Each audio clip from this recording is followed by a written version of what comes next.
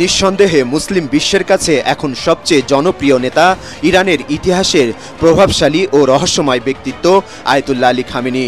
মহানবী হযরত মুহাম্মদ সাল্লাল্লাহু আলাইহি ওয়াসাল্লামের দৌহিত্র ইমাম হোসাইন রাদিয়াল্লাহু আনহুর বংশধর এই লৌহমানব বয়সের ভারে নুজ্জ হলেও ইসরায়েলের বিরুদ্ধে সংঘাতে তার দুঃসাহসী নেতৃত্ব প্রশংসা কুড়িয়েছে দুনিয়া জুড়ে।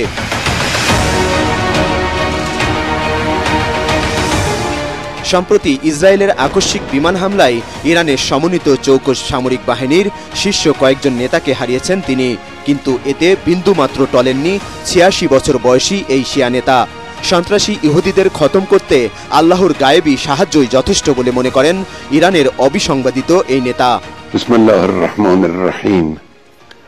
ইয়াউম মুকাল্লিবাল কুলুব ওয়াল আবসার ইয়াউম মুদাব্বিরাল লাইলি ওয়ান নাহার يوم محول الحول والأحوال حول حولنا إلى أحسن الحال।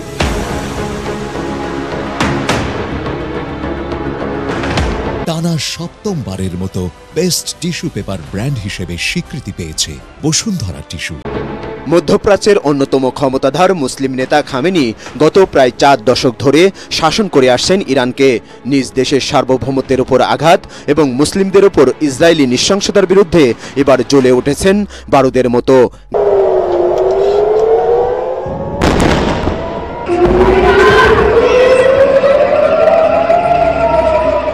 গাজায় ফিলিস্তিনিদের উপর নৃশংসতার পরও নির্বাক বিশ্বকে দেখিয়েছেন ইরানের বীরত্ব।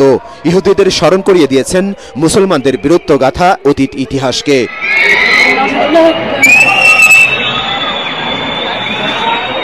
ইসলামী চিন্তাবিদদের মতে ইসরায়েল ও যুক্তরাষ্ট্রের কাছে এখন বড় ভয় আতঙ্ক খামেনির ইমানি শক্তি। এই জোরেই একদিন ইরান তথা মুসলমানদের বিজয় আসবে বলে তার দাবি। ইরানের সর্বোচ্চ নেতা আলী খামেনি তিনি তার ইমানদীপ্ত দৃঢ়তা এবং ইস্পাত কঠিন তার দৃঢ়তার মধ্য দিয়ে মনোবলের মধ্য দিয়ে তিনি ইরানি জাতিকে আশ্বাস করেছেন যে যুদ্ধে আমরাই জয়ী হব ইনশাআল্লাহ।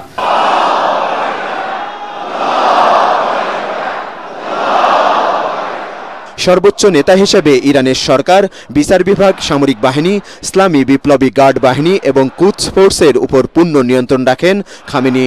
তিনি এখন শুধু মধ্যপ্রাচ্যের নন, মুসলিম বিশ্বের লড়াকু নেতা বলে মনে করেন ইসলামী এই চিন্তাবিদ। তিনি বলেছেন, আমরা আল্লাহ ছাড়া কাউকে পরোয়া করি না, আমরা আল্লাহ ছাড়া কাউকে ভয় করি না। আল্লাহ যাদের যথেষ্ট, আমরা সেই আল্লাহর উপর তাওয়াক্কুল করেছি, আল্লাহর উপর আমরা ভরসা করেছি।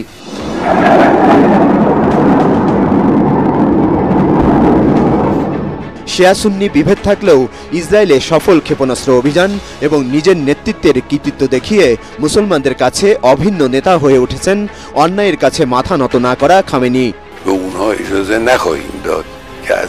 ইহুদিদের সঙ্গে কোনো আপোষ বা ক্ষমা নয়, ইসরায়েলের কোনো অপরাধ আমরা বরদাস্ত করি না। তবে ইসরায়েল ও যুক্তরাষ্ট্রের সংঘাতে প্রতিবেশী ও মুসলিম দেশগুলোর ভূমিকায় ক্ষুব্ধ এই নেতা। তাই ইরানের সর্বোচ্চ এই ধর্মীয় নেতার বিরুদ্ধে সন্ত্রাসী ইহুদিদের যে কোনো আঘাত মহা বিপদ ডেকে আনতে পারে ইসরায়েল এবং আমেরিকার জন্য। শরীফুল ইসলাম, এটিএন বাংলা।